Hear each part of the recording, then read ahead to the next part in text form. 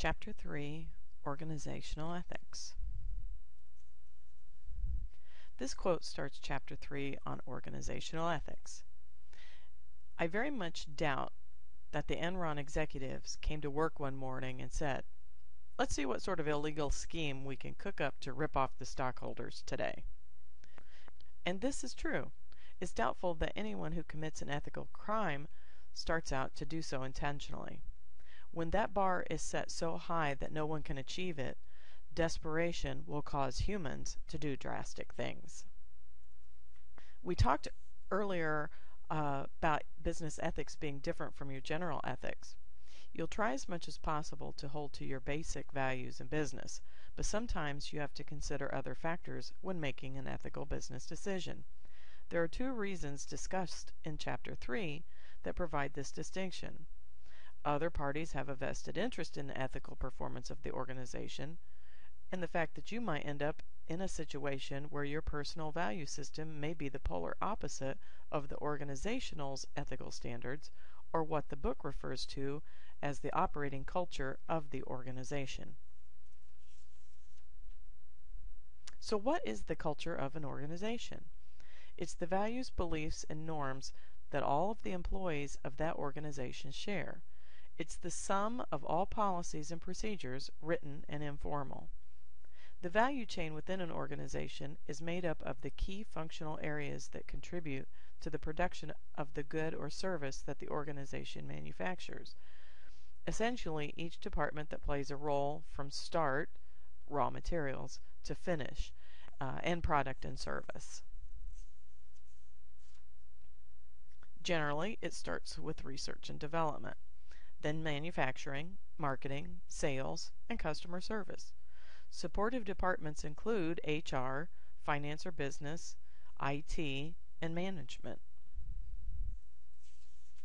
This is the visual from page 54 that shows you a representative value chain.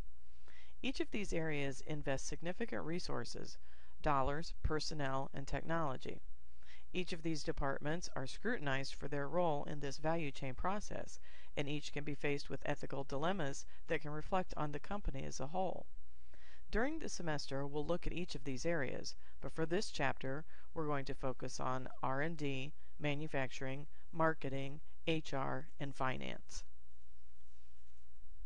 R&D is responsible for future growth. They are what keeps organizations on the cutting edge of their industry. They have to know what's on the horizon and work to try to be the first with a viable product. They have to be keenly aware of competition and what the competitors are up to.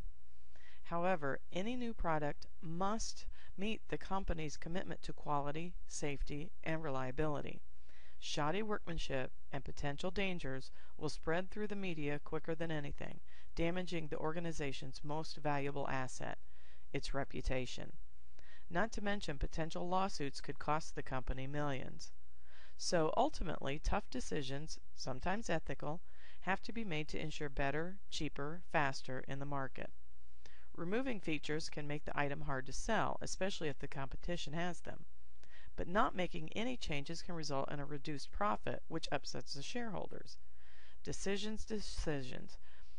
Make the customer happy but upset shareholders, or happy shareholders but fewer and maybe unhappy customers? Can't make the decision just based on that? Then R&D has to look at cheaper materials, possibly at the risk of quality. But initially you're making both customers and shareholders happy, right? So maybe a few products may break over time. What is an acceptable risk? Should we run tests to make sure we can produce at a decent quality for an extended period with minimal risk? Or do you think computer simulations will provide all the info we need to make the decision? Let's look at a scenario. When we use high-quality materials, we have a reported failure rate of 1 in 500 products.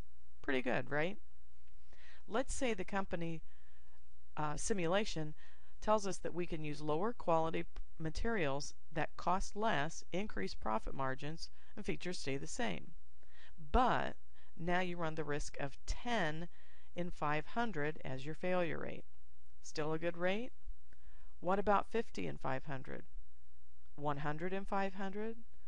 Where do you draw the line? What if you base the decision on the computer's projections on the high side and draw the line at 50 and say we issue a recall at 50? Done deal. Uh-oh. Report number 50 just came in. Now what?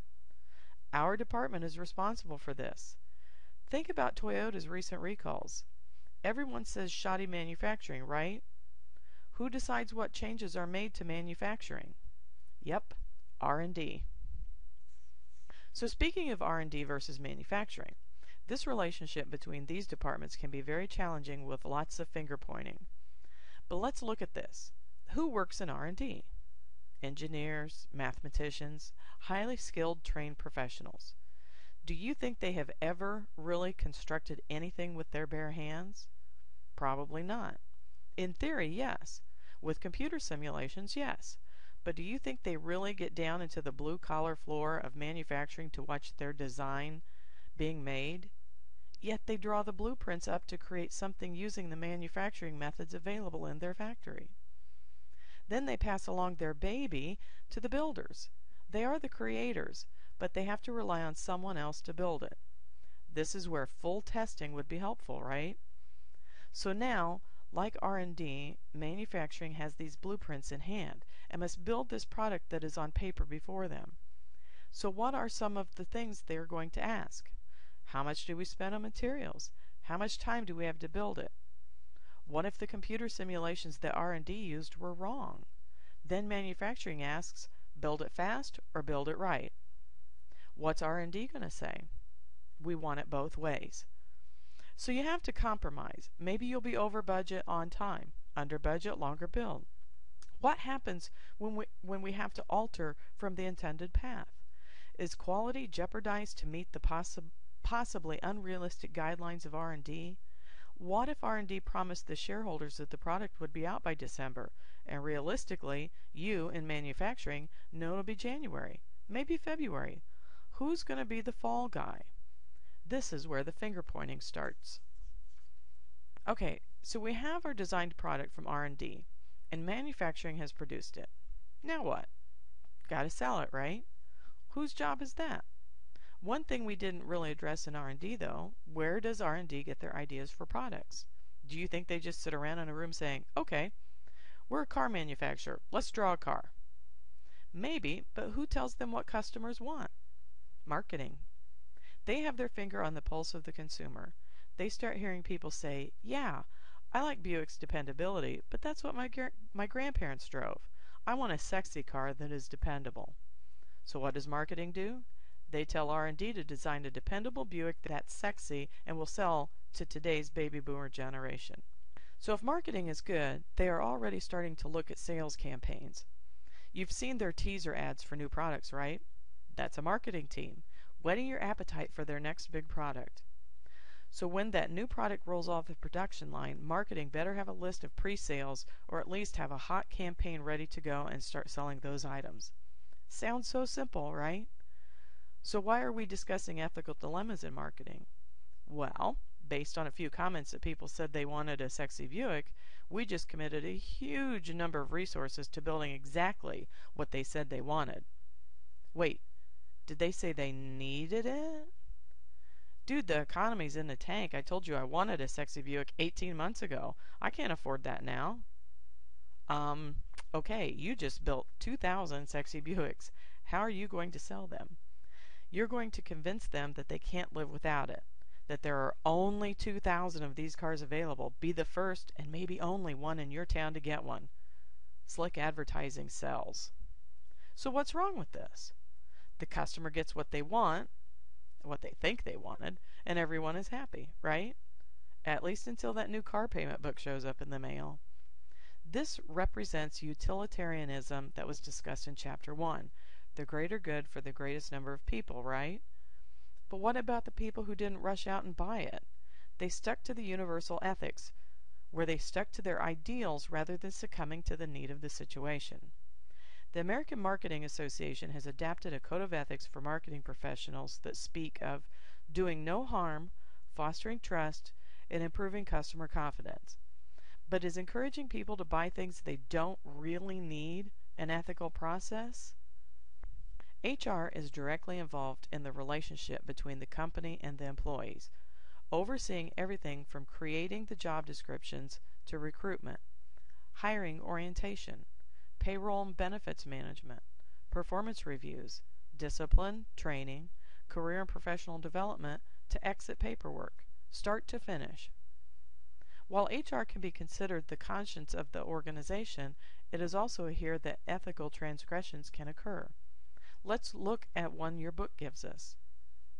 Behind schedule on a building project. Boss decides to hire a few illegal immigrants to speed things up. They are paid in cash under the table. Your boss dismisses your concern because the INS has bigger fish to fry.